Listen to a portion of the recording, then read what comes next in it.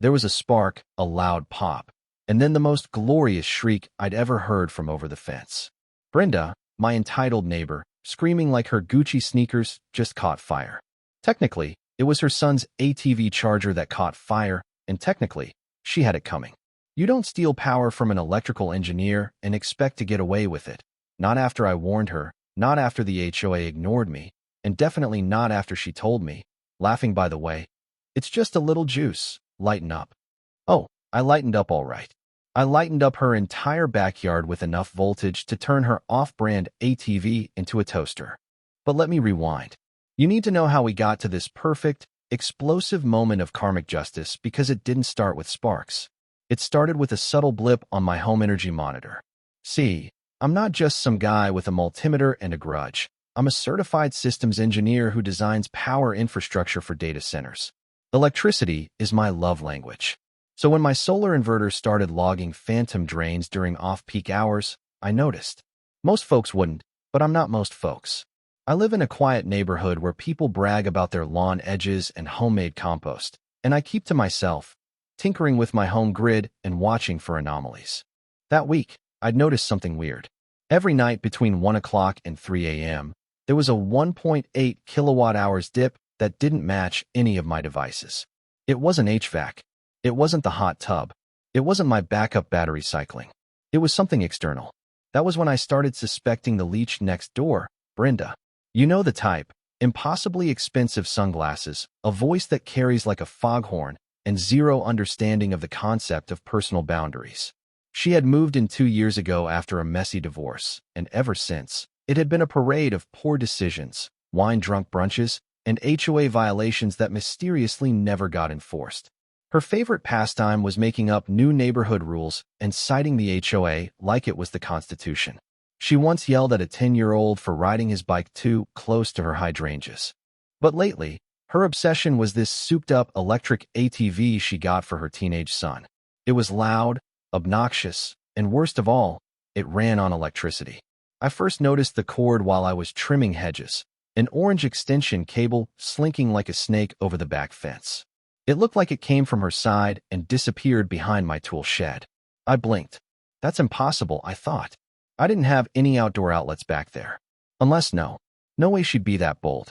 That night, I turned off all my exterior breakers except one, just to see. The next morning, there it was, a dip in the logs at exactly 2:12 a.m. I walked out, followed the fence line, and sure enough, the cord was gone, retracted, hidden. But not before I got pictures. I decided to confront her gently. Maybe it was an accident. Maybe her son plugged it in without realizing it was mine. I walked over the next day and rang her bell. She answered wearing yoga pants, sunglasses, and holding a mimosa like she was the queen of brunch. I mentioned the power drain. I asked if, by any chance, someone in her household had used my outlet. She blinked, smiled, and said, "Oh, that? Yeah, we figured it was no biggie. Just a little charge while we waited for our garage panel to get fixed. You've got solar, right? You barely notice it. I barely notice it. That's not how electricity works, and also not how permission works."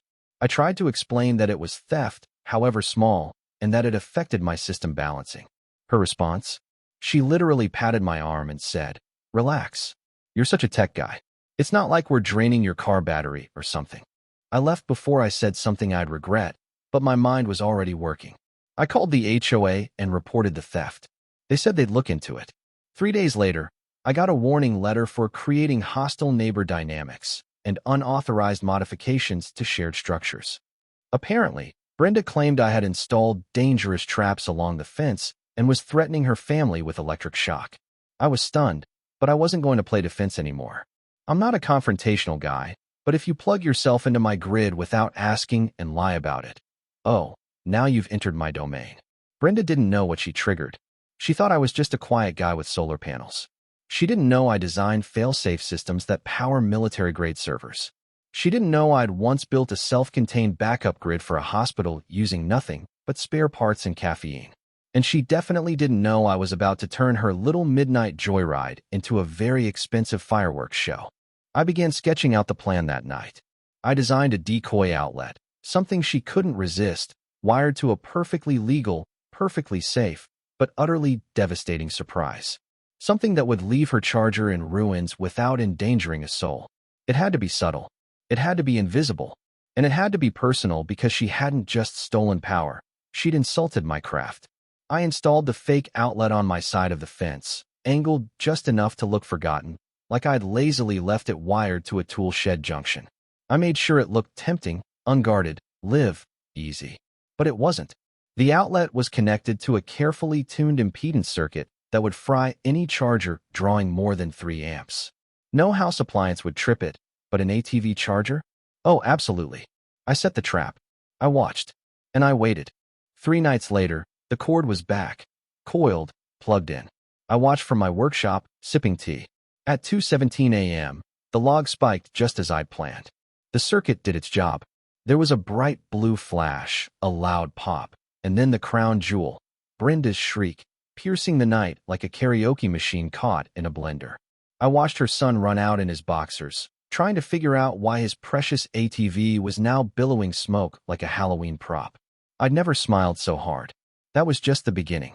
Brenda thought she could steal from an engineer and walk away, but the voltage she fried was nothing compared to what I was about to unleash. Because when the HOA got involved again, they made one fatal mistake. They backed her. And that meant war. The morning after the great power surge of Brenda's backyard was one for the books.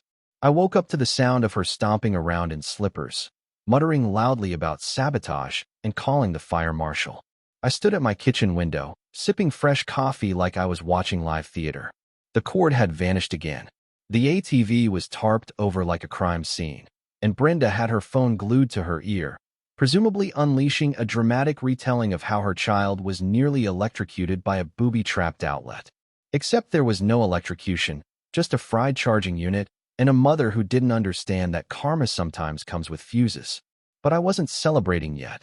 That had only been the first act. She hadn't learned her lesson. In fact, by midday, I received a visitor, a man in khakis and a golf shirt, clipboard in hand, wearing the smug expression of someone who thought they were about to lay down the law. You can't just install unauthorized electrical devices along a shared boundary, he said, not even introducing himself. Apparently, Brenda had complained to the HOA again, and now they were here to scold me for hazardous installations that endanger the community. I tried to keep a straight face while he quoted bylaws to me, most of which had nothing to do with electricity and everything to do with Brenda's creative interpretation of the HOA handbook. I explained that the outlet in question was on my property, legally installed, and wired to code. What he didn't know, and what I chose not to mention just yet, was that it had been rigged with a non-lethal surge induction loop that tripped when a specific current threshold was breached. Entirely safe for humans, pets, or the occasional confused squirrel, but absolutely catastrophic for sensitive electronics. He made a note on his clipboard and muttered something about further review. I nodded politely and offered him a cookie. He declined. I knew then that this wasn't over. If anything, Brenda was going to double down. That's what entitled people do. They escalate. And so, I had to escalate too, not in pettiness but in precision. She wanted to play games? Fine, I'd play too. But I wasn't going to wait for another cord to snake its way across my fence. I needed to know the moment it happened. So I went back to the drawing board and did what I do best. I built a smarter trap. First, I upgraded the fake outlet. The original circuit had done its job, but I wanted real-time feedback now. So I added a hidden data logger connected to my home server, disguised inside an old garden gnome. Anytime something was plugged in, it would timestamp the event, capture the voltage draw, and send a notification to my phone. If it crossed a preset threshold, the outlet would deliver a carefully timed voltage spike, not enough to start a fire, but enough to make any charging circuit go poof. And yes, I tested it thoroughly on an old leaf blower, twice. Next, I installed a set of motion-triggered cameras camouflaged as birdhouses and floodlights. They'd been lying in my garage from a past security upgrade I never finished. Now they had purpose. One camera faced the fake outlet. Another faced the back corner of Brenda's yard where the ATV usually sat. A third watched the common fence line. All feeds were routed to my server and backed up to the cloud. If Brenda even sneezed near that outlet, I'd have footage. But the real genius was the decoy extension cord. I left it draped over my own fence, coiled just so, as if I'd gotten lazy cleaning up after yard work. It was plugged into the dummy outlet and looked functional, but the wiring had been rerouted through a surge trip circuit buried beneath my flower bed. If Brenda or her son decided to just yank the cord and use it again, they'd be in for another lovely surprise. 3 nights passed with no activity. I almost thought she'd learned. But on the 4th night, at exactly 1:42 a.m., my phone buzzed. Power draw detected. 2.7 kilowatt hours and rising. Then another alert. Surge threshold exceeded. Event triggered. I opened the live feed and watched in real time as a flash lit up the birdhouse camera. The extension cord twitched. The charger sparked, and the ATV gave a soft wheeze, as if it were sighing its last breath. Brenda's son, shirtless and confused, jumped back with the grace of a stunned deer. He scrambled to unplug the cord, but it was too late. Smoke rose from the charger again, not as dramatic as the first time, but just enough to make the point. I sat back and smiled. System worked flawlessly. By morning, the cord was gone again, but the damage had been done. Twice now. And I had video, time-stamped, geotagged, and logged. This time, I didn't wait for the HOA to slap me with another nonsense fine. I printed off a stack of screenshots and walked them right into their office. The woman behind the desk, Janice I think, flipped through them with wide eyes and a slowly growing scowl. "You're telling me she plugged into your outlet without permission?" she asked. "Twice," I said. "I've got full logs and footage. Also, check the bylaws, Section 8B, unauthorized utility access." Janice pursed her lips. She knew the rule, but Brenda was tight with at least 2 board members, and this wasn't going to be cut and dry. "We'll need to conduct a review," she said. "In the meantime, I recommend removing any outdoor outlets to avoid escalation." "Janice," I said, leaning in slightly. "This is an HOA that fines people for mailbox color, but lets Brenda run an illegal power hookup across property lines. I've been patient. I've been quiet. But I don't think you understand what kind of system I'm sitting on. If I wanted, I could cut my entire home from the grid and run off battery for 6 months. I don't need your outlet policy. I need you to enforce the rules, or I'll take this footage to the city utility board and file a complaint for theft." She blinked, her mouth opening, then closing. "Your move," I said and walked out. That evening, Brenda came stomping to my front porch. No mimosa, no sunglasses, just fury. She demanded to know what I'd done to her ATV. I told her I had no idea what she was talking about. She screamed that her son was traumatized. I said maybe he should stop stealing electricity. She threatened to sue. I said I had footage, logs, and an engineering degree that said otherwise. Then I handed her a USB stick. "What's this?" she asked. "Everything you need to realize you picked the wrong neighbor," I said, and gently closed the door in her face. She didn't knock again, but I knew this wasn't finished, not yet. Entitled people like Brenda don't give up after a single defeat. She would retaliate. She always did. And when she did, I'd be ready with more than just a surge circuit. I'd be ready with the truth, the law, and a neighborhood full of witnesses. Because it turns out, I wasn't the only one Brenda had been stealing from, and once they found out, the real voltage storm would begin. 3 days after I handed Brenda that USB stick, the fireworks began. Not literal ones this time. Those had already played out with her smoking ATV charger. But the social explosive kind. Brenda didn't take the hint. If anything, she must have thought I was bluffing. Instead of backing down, she decided to double down in a way only a true suburban tyrant could. That morning, a police cruiser pulled into my driveway. The officer was polite but firm. Apparently, Brenda had filed a report claiming I had knowingly installed a dangerous electrical device that endangered her family. I asked if she'd also mentioned that her family had plugged into my outlet without permission on my private property and that I had security footage proving it. The officer blinked. "She didn't mention that, no," he said, almost sheepishly. So I invited him in. I brought him to my office, pulled up the footage, and walked him through every frame. Brenda's son plugging in the cord, the time-stamped logs showing power siphoning. The second time they did it after the first charger had fried. I even showed the outlet schematics, clearly labeled, wired to code, and rigged to trip under high current load, completely safe to humans, dangerous only to thieves. The officer leaned back in his chair and scratched his head. "Wow," he said. "You're not playing around." "No, officer," I said. "I'm not. But they are, and they're dragging the law into their tantrum." He closed his notepad.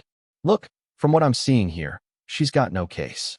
This looks like theft of utilities, plain and simple. I'll write up my report. If she pushes further, you've got every piece of evidence to protect yourself. But I'll be honest, this kind of stuff usually dies when it hits the paperwork wall. I thanked him, and as he pulled out, I noticed Brenda standing across the street, arms crossed, sunglasses on, sipping from what I assumed was her 5th iced latte of the day.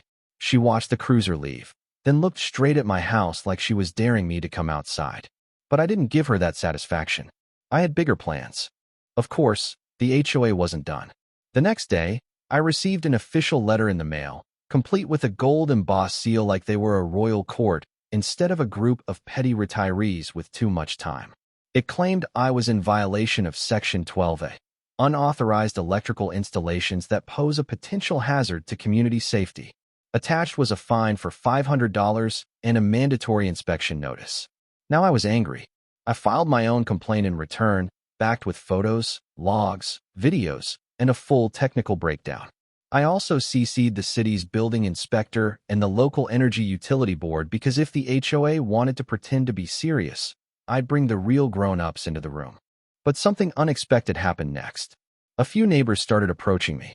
First was Tom, the guy with the tricked-out outdoor kitchen 2 houses down. Then Nancy, who always waved but never said much. Then the Patel family, who ran a small catering business from home.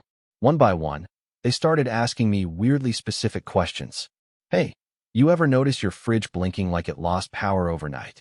Do your motion lights ever reset by themselves? Did Brenda ever ask if she could use your outdoor outlets? That last one hit a nerve.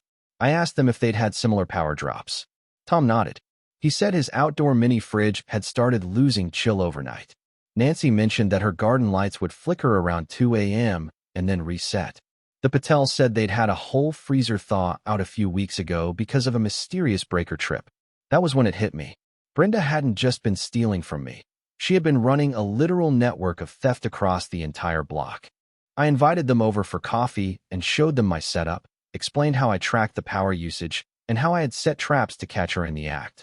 When I played the footage of her son sneaking into my yard and plugging in the charger, they gasped. Tom burst out laughing. I knew she was shady, but this is Olympic-level theft. We formed a group chat later that day. We called it Shocked by Brenda. Within hours, it had 10 members. By nightfall, it had 23. Turns out Brenda had been getting free juice from half the neighborhood for months. She had her son plugging into unlocked outlets, outdoor garden ports, even one guy's RV hookup while he was on vacation. No one had proof until now. So we organized. Each neighbor checked their outdoor outlets and installed temporary lock boxes or covers. I helped Tom rig up a smart monitor. Nancy gave me the go-ahead to install a decoy cord at her place too. It wasn't just revenge anymore. It was neighborhood justice. We weren't just fed up with the theft. We were tired of the smugness, the manipulation, the way Brenda thought she could walk through life like the rules bent around her. And then came the HOA meeting, held monthly in the clubhouse. It was usually a snore fest filled with debates about flower bed heights and acceptable patio colors. But not this time. We showed up in numbers, USB sticks, screenshots, time logs. One by one, we took the floor and laid it all out.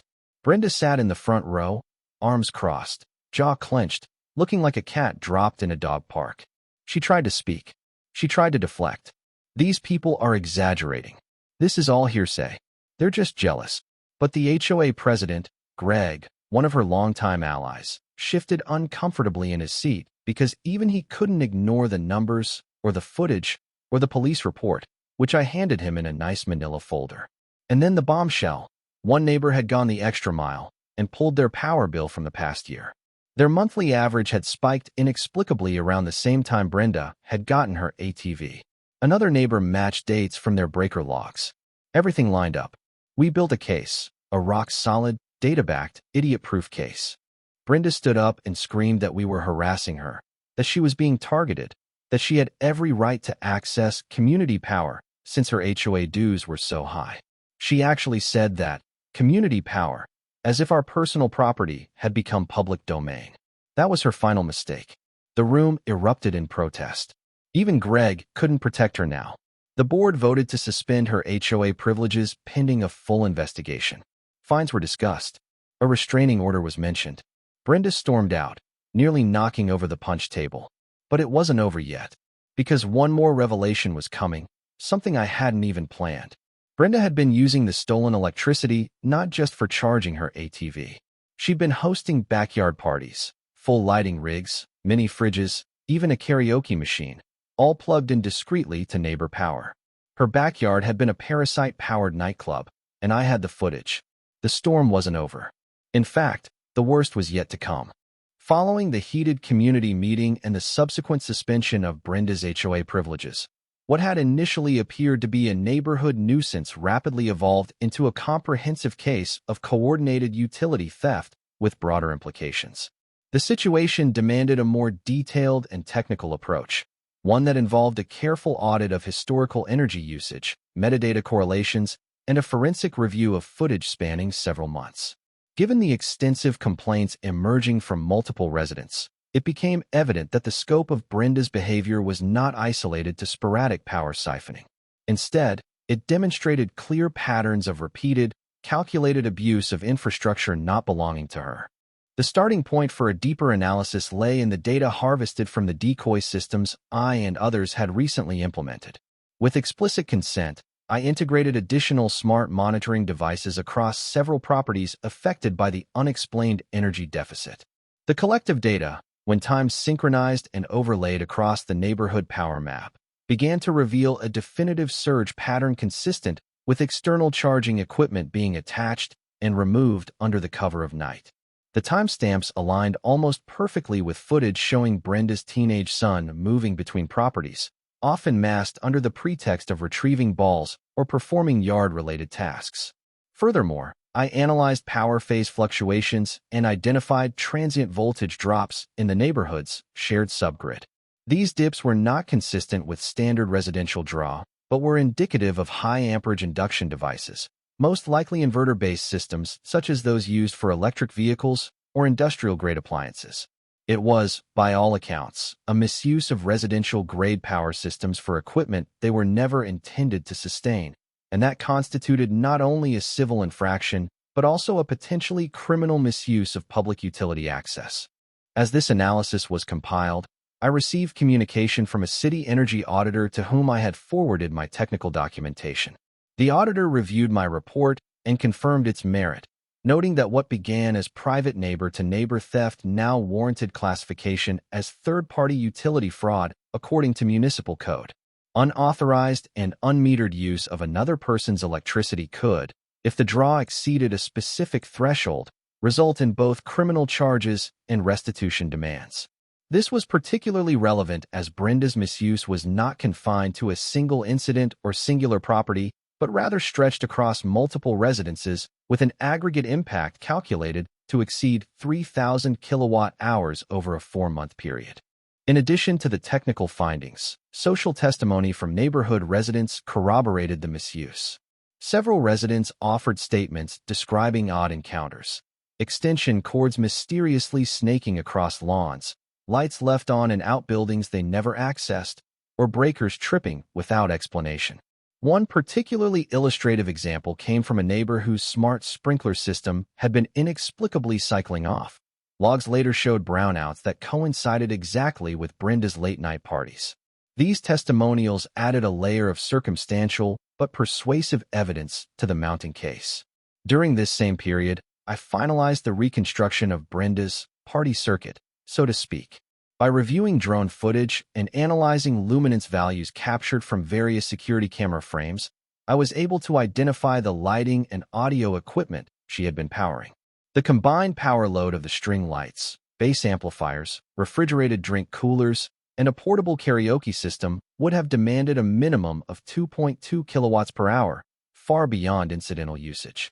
This power was, without exception, drawn through unauthorized connections routed via detachable cords running across fences, beneath hedgerows, and in one case, into an irrigation control box that had been rewired without permission. With this body of evidence, I worked with 2 of the affected neighbors to submit a formal complaint to the City Utility Board, requesting that a full audit be conducted on neighborhood energy allocations. Simultaneously, a private attorney representing one of the families began drafting a civil claim for damages. The strategy, as outlined, was multi-pronged. Pursue Brenda for direct financial restitution, refer the matter to local law enforcement for potential criminal charges, and press the HOA to amend its bylaws to include clearer language around utility theft and enforcement mechanisms. Brenda, for her part, appeared either unaware or willfully ignorant of the escalating consequences. She continued to behave as though the community's coordinated response was simply a coordinated personal attack, often referring to it in dramatic terms during conversations overheard in passing, comparing herself to a victim of surveillance, mob rule, or neighborhood fascism, as she termed it during one particularly theatrical conversation outside the clubhouse. Her rhetoric, however, did little to counter the hard data arrayed against her. In the following days, the HOA, likely sensing that its credibility was now in question, convened an emergency meeting to address the situation. For once, the leadership abandoned its prior stance of passive deflection and instead moved swiftly to mitigate further liability. Brenda was formally removed from all subcommittees. Her access to communal amenities was revoked, and she was issued a formal notice requiring her to disconnect and remove any unauthorized electrical lines crossing property boundaries. What followed this administrative action was even more impactful. A certified letter from the local energy authority arrived at her doorstep, informing her that she was under investigation for meter tampering and utility theft under City Code 4.3.7. It included a request for a scheduled home inspection, to which she failed to respond. Noncompliance, according to municipal process, initiated the next step, a subpoena. As word spread of the investigation, the collective sentiment among neighbors shifted from frustration to vindication. Many of those who had suffered in silence for months now expressed a sense of validation, seeing that organized, rational resistance had produced results. Even residents who hadn't been directly affected began speaking out, expressing discontent over Brenda's long-standing pattern of self-entitlement and disregard for communal norms. What remained was the final phase of accountability. The utility company completed its analysis and determined that the back-billed energy owed exceeded $1,800. Combined with HOA fines, legal fees, and property violations, Brenda now faced a financial burden that could not be dismissed as a simple misunderstanding or neighborly dispute. The official documentation alone ran over 60 pages and included full resolution screenshots, legal definitions, comparative energy profiles, and a summation of community impact. At no point did Brenda offer an apology or take responsibility. Even when confronted with the overwhelming evidence, she defaulted to denial. But in this situation, denial was not a defense. It was merely an admission that she had underestimated the capacity of her neighbors to respond, not with emotional reactivity, but with precision, documentation, and strategic collaboration.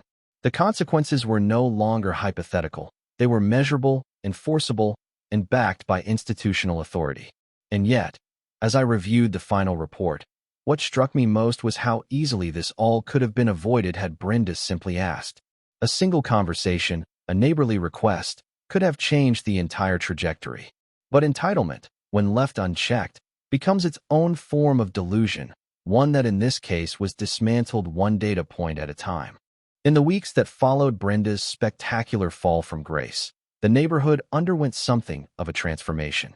For the first time in years, people waved at each other with a genuine smile instead of a weary glance. The group chat that had started as a support thread against her theft slowly evolved into a place to share garden tips, neighborhood events, and the occasional meme about extension cords. We had, in a strange way, bonded through her chaos. What was once a cluster of quiet, disconnected houses was now a loosely united front of neighbors who actually spoke to one another. And the common enemy had been unplugged. Brenda, on the other hand, was not adjusting well to her new reality. Her backyard was eerily quiet. The ATV, once a symbol of status and bratty rebellion, was gone. Rumor had it that it was sold off to help pay the restitution charges and legal bills she racked up after the utility company finalized its investigation. The karaoke machine, string lights, and suspiciously powerful outdoor speakers were nowhere to be seen. Gone were the Friday night ravers that turned the neighborhood into a low-budget Coachella. In their place was silence and, for some reason, an odd assortment of gnomes she had suddenly scattered across her yard, as though trying to reset her image as a harmless, quirky neighbor instead of a power-stealing menace. Her son, once the self-proclaimed prince of the cul-de-sac, had been demoted to common yard labor. He was seen mowing lawns, collecting trash, and weeding driveways.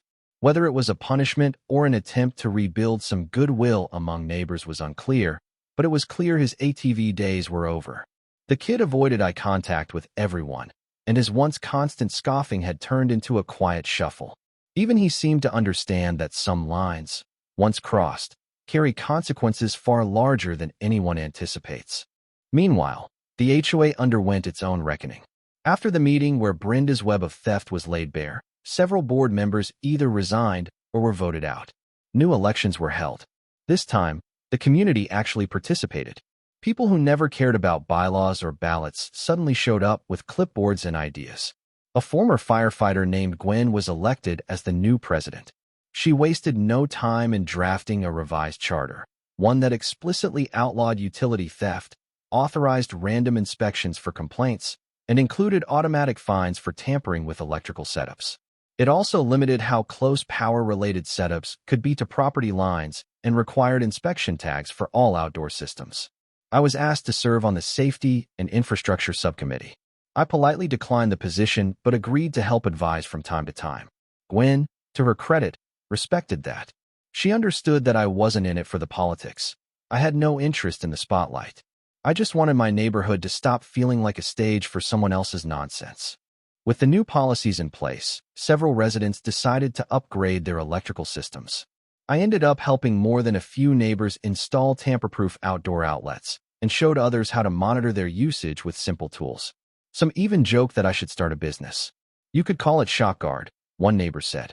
I laughed, but the idea of turning all this into something productive did stick with me. As for Brenda, the final blow came in the form of an actual eviction, not from her house, but from her illusions. The city had officially fined her for utility theft. The HOA had billed her for repeated violations, and the neighbors she once lorded over now avoided her entirely. She was isolated, disgraced, and metaphorically depowered. But she still tried to cling to her old persona. One afternoon during a mild spring day, when several of us were out doing yard work, Brenda emerged from her house dragging a long, squeaky garden hose. She strutted to the center of her yard like she still owned the street and began spraying her flower beds, loudly humming to a song no one could hear. She wore oversized sunglasses and a bright pink tracksuit that practically demanded attention, but no one gave it to her. Conversations continued, rakes scraped, and lawnmowers buzzed without pause. She tried again a few days later. This time, she pulled out an old battery-powered speaker and began blasting music toward her yard. A few heads turned. Someone in the group chat posted, "Brenda testing the airwaves again." But just like before, no one took the bait. She couldn't stir chaos without power, and this time, we meant that literally. I checked my cameras less and less as the weeks went on. The decoy outlet stayed untouched. My logs stayed clean. I'd almost considered removing the system entirely, but something about it felt right, like a badge, not one of war, but one of vigilance. A symbol of what happens when good people stand up against repeated disrespect, even when it comes masked in pastel yoga pants and faux-friendly smiles. One day, I was adjusting my solar grid when I heard a voice behind me. "Hey." I turned around. Brenda was standing just on the edge of my property line, looking like she hadn't slept well in days. No sunglasses, no posturing, just her. "What is it?" I asked calmly. She hesitated, then said, "I just wanted to, I guess I owe you an apology." I stared at her, surprised but not moved. "For which part?" I asked. "The theft? The lies? The false police report? Or the HOA circus?" She blinked, clearly not expecting the bluntness. "All of it," she mumbled. "I messed up. I didn't say anything." She cleared her throat. "I didn't realize how serious it was. I thought it was harmless." "It's never harmless when you take something that doesn't belong to you," I said. "Especially not repeatedly." She nodded. "I get that now." We stood in silence for a beat. "Well," she added awkwardly, "just wanted to say that." And with that, she turned and walked back to her house, slower than usual, quieter. I didn't forgive her in that moment. I didn't even believe she meant it completely. But maybe it was a start. Maybe, just maybe, she was starting to understand that electricity wasn't the only thing she'd been draining. Later that evening, I sat on my porch with a cup of tea, watching the sun dip below the rooftops. The sky was orange, the air still, and for the first time in months, I felt an actual sense of peace. No buzz from the ATV, no chords where they didn't belong, no sudden spikes on my monitor. Just silence and the soft sound of wind rustling through the trees. Some neighbors walked by and waved.